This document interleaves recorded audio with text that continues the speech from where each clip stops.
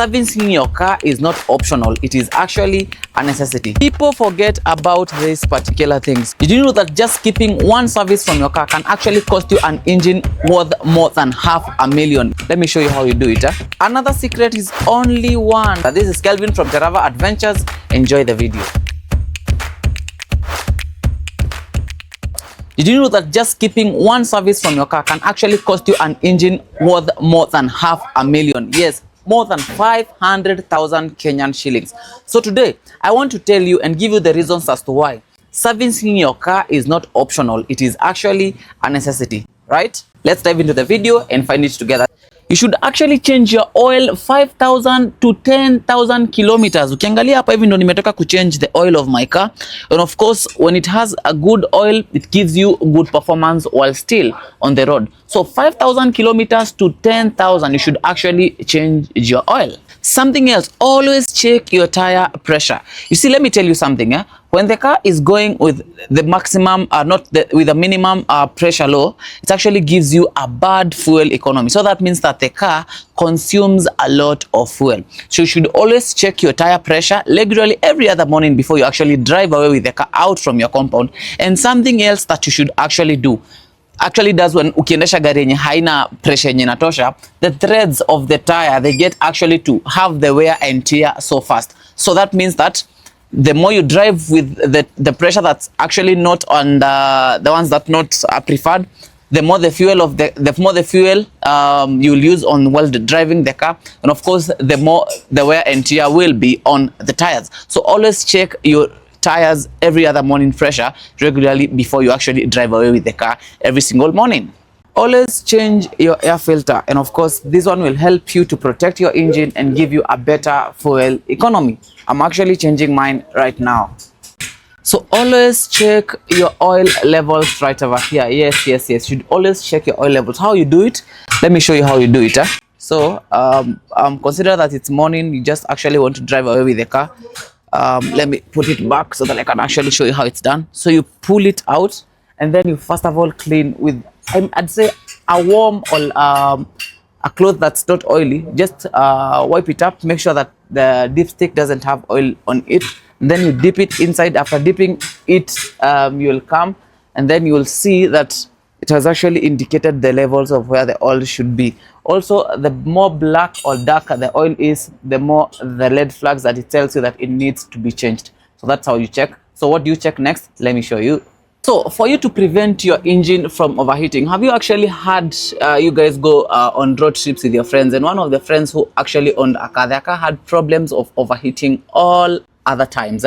The problem is the fact they didn't check water from their radiator, and of course they didn't actually check the coolant levels. Should actually check that regularly, because now the purpose of the coolants and the radiator is to make sure that the faster your car or the more your car is actually trying to cope up with giving you the performance, it actually doesn't get too overheat. Well, with that said, what's next? Let's find it together. Something else that I ought to advise you, in case you live in a road that has so many terrain or so many bumps, after a few weeks here and there, you should always check your shocks and your suspension. And this is what I mean, because this one helps your car be steady or stable on the road, even if you're walking or driving towards the most bumpy kind of road. So after a few weeks, if you actually live in such kind of places, always check, because if you break down while you're driving, it's actually something that's very dangerous. To the errand of right now that nowadays wants to drive a manual car, it is as good because it is easier to drive, but let me tell you, it is as hard because once the battery drains goes down, you can't actually just jump start it just like the normal ways that you actually used to do with the manual cars. So something that is so also very essential to look in an automatic car or in a nowadays modern car is the battery. Should always clean the terminals. These are the terminals right over here. The terminals here, you should always clean the terminals. Then something else that you also ought to be doing all the time is checking the water levels. Because I mean, one day you might be driving in a forest, having adventure with part of your friends. These are where you check the water levels. This is where you clean the terminals. This is a terminal positive and terminal negative. Should actually be cleaning them all the time. Because you might drive to the forest with your friends, having that adventure, and the car refuses to start. But the place might be a bit dangerous. So before you get help, you might actually be in danger. So to the battery, always clean the terminals and check water levels. People forget about these particular things. What do we call them? We call them the wipers. So what happens when it takes like a period of like a few months without raining? People forget that the wipers of their car needs to be functional.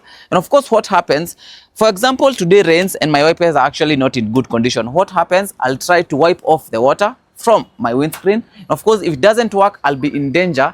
Consider that I might be moving in really higher speeds. So you should always regularly check your front and back wipers all any other time, even if it's actually not raining, because it comes to a day that they actually need to be in use when they're actually not working. Is that okay? Let's find out what's next. Something else that you should always make sure that it's working in your car is the lights. So these lights, they all have different purposes.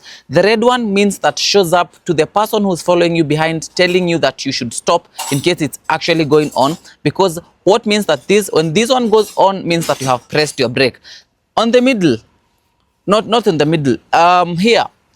We have an orange light that always turns up in case you want to move to a certain direction, or in case you are on hazard, maybe if your car has some mechanical issues and you parked it just beside the road. So it's also used for indicator to show direction in case you want to make a turn.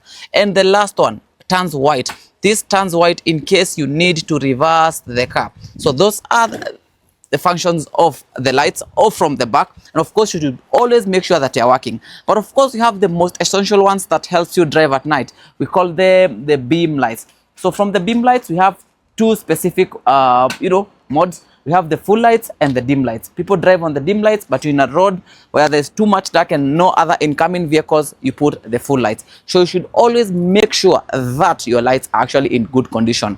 Both the hazard lights or the indicator lights, the beam lights, the brake lights, and the reverse lights. Right? Is that it?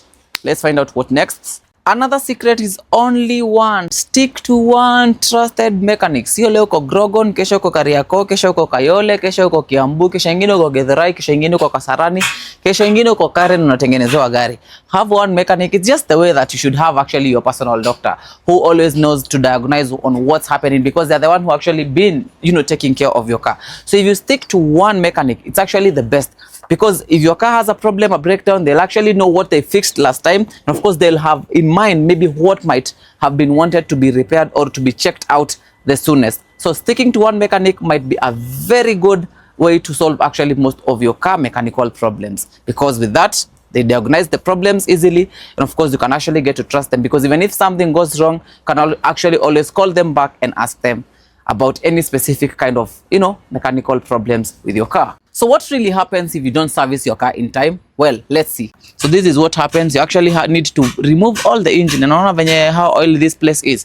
So if you don't service your car in time, your engine will knock, or even it will start having overheating problems or issues.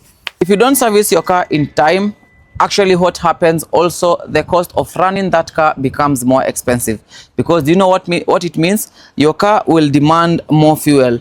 And of course, with that, it will chip in more coins from your pocket. So it will be very expensive to actually drive your car. The car that you are driving with 2,000 shillings, you will now be driving it with 4,000 to 5,000 Kenyan shillings, well, maintaining still the same distance. So something else that happens, you actually get to be in risk of being involved in accidents. What happens? This is a disc and this is a pad. And of course, if you don't check your pads regularly, if it's actually working, and the right one and your disc. So what happens?